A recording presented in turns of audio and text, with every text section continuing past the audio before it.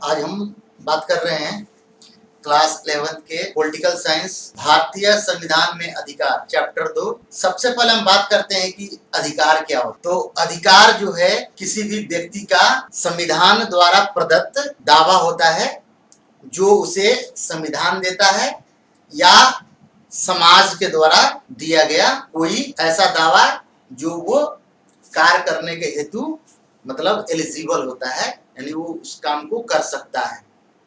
ठीक है, तो मूल रूप से कहा जाए तो अधिकार जो क्या है, अधिकार एक दावा है। तो व्यक्ति के व्यक्तिगत विकास हेतु हमें अधिकार की आवश्यकता क्यों है? तो व्यक्ति के व्यक्तिगत विकास हेतु अधिकारों की आवश्यकता होती है और ये भारतीय संविधान के भाग 3 में मौलिक अधिकार के रूप में भारतीय नागरिकों को प्राप्त है। ये जो हमारा संविधान है, कानून है, वो क्या करता है? मौलिक अधिकारों के रूप में क्या करता है? वो हम सभी नागरिकों को एक इस तरह का दावा देता है जिसको हम करने के लिए या उसको हम पूर्ण करने के लिए, ठीक है, हमें अधिकार होता है कि वो कार्य हम कर सकते हैं या वो कार्य विधि जो है हम सरकार से या कानून से या संविधान से हम प्राप्त कर सकते। अब अधिकार जो है वो ऐसा क्या कारण है कि हमें अधिकारों की आवश्यकता पड़ती है? क्या कारण है कि हमें अधिकारों की आवश्यकता? अधिकार जो है वो कुछ ऐसे कारण होते हैं जिनके कारण हमें अधिकारों की जरूरत होती है। अगर हमारे पास अधिकार न हो तो हम व्यक्तिगत जो विकास है वो नहीं कर पाते हैं और हम अपने जीवन में जो बढ़ने का एक मार्ग होता है वो अवरुद्ध हो जाएगा, रुक जाएगा। ठीक है, मानव जो है वो अधिकारों से मानव का जो व्यक्तित्व है वो क्या होता है? संवरता है। मनुष्य का जो व्यक्तित्व वो क्या होता है? संवरता है।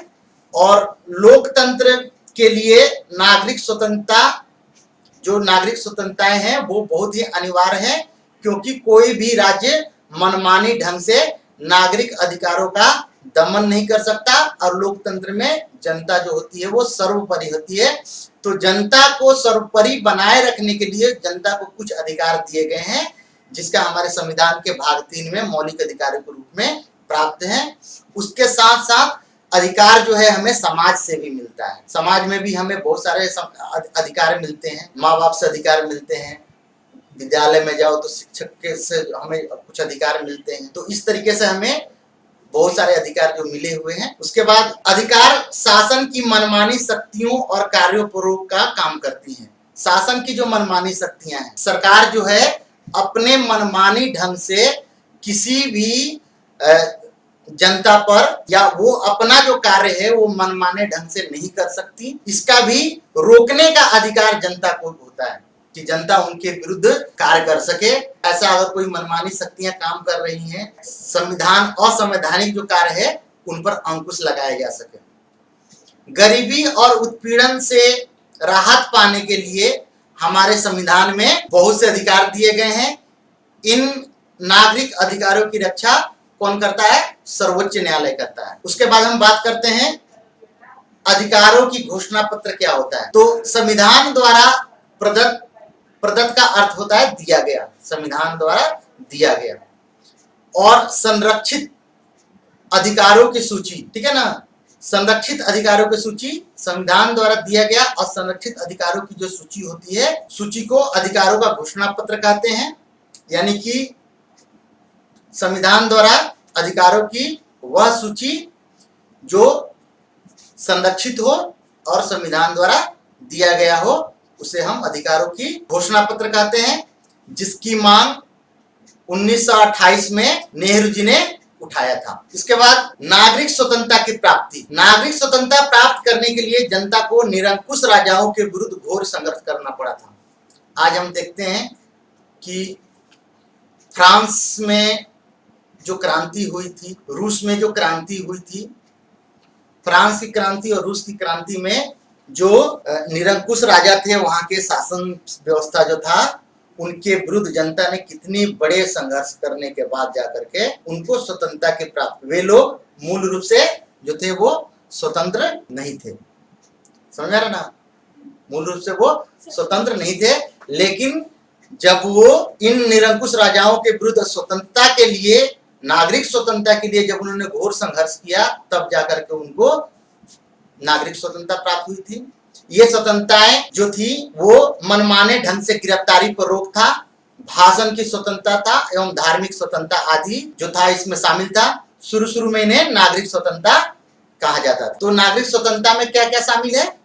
पहला, मनमाने ढंग से गिरफ्तारी पर रोक, और भाषण की स्वतंत्रता और धार्मिक स्वतंत्रता। उसके बाद मानव अधिकार घोषणा पत्र। मानव अधिकार घोषणा पत्र क्या है?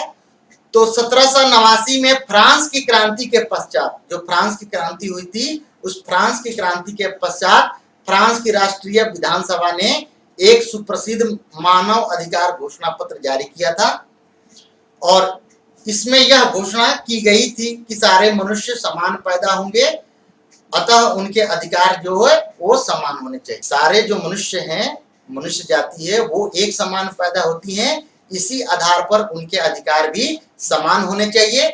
यह 1789 में फ्रांस की क्रांति के पश्चात जो फ्रांस के जो प्रमुख राष्ट्रीय विधानसभा था, उसने मानव अधिकार घोषणा पत्र एक जारी किया था, और इसे ही हम मानव अधिकार घोषणा पत्र कहते हैं। मानवाधिकार क्या है? तो एक सामान्य मनुष्य के जीवन में जीने के लिए, उसके व्यक्तित्व विकास के लिए कुछ अधिकार होने चाहिए। इस कड़ी में सितंबर 1789 में अमेरिकी कांग्रेस ने, जो अमेरिकी कांग्रेस है, वहां का अमेरिकी संसद को हम क्या कहते हैं? अमेरिकी कांग्रेस, ठीक है। जो अमेरिका का संसद है उसे अमेरिकी कांग्रेस कहा जाता है। तो 1789 में अमेरिकी कांग्रेस ने संविधान में 10 संशोधन स्वीकार किए तथा दिसंबर 1791 तक वे अमेरिकी संविधान के अंग बन गए। सामूहिक रूप से उन्हें अधिकार पत्र यानी कि बिल ऑफ राइट्स कहा जाता है। इस प्रावधान में निम्न अधिकार थे। पहला था भाषण की स्वतंत्रता, समाचार पत्रों की स्वतंत्रता, धार्मिक स्वतंत्रता, शांतिपूर्ण सभा सम्मेलन करने का अधिकार, संपत्ति जब्ती से संरक्षण का अधिकार तथा निर्मम दंड से सुरक्षा। तो भाषण की स्वतंत्रता समझ में आता है। भाषण की स्वतंत्रता क्या? हमें अभिव्यक्ति की आजादी होती है, हम अपनी बातों को किसी भी मंच पर रख सकते हैं।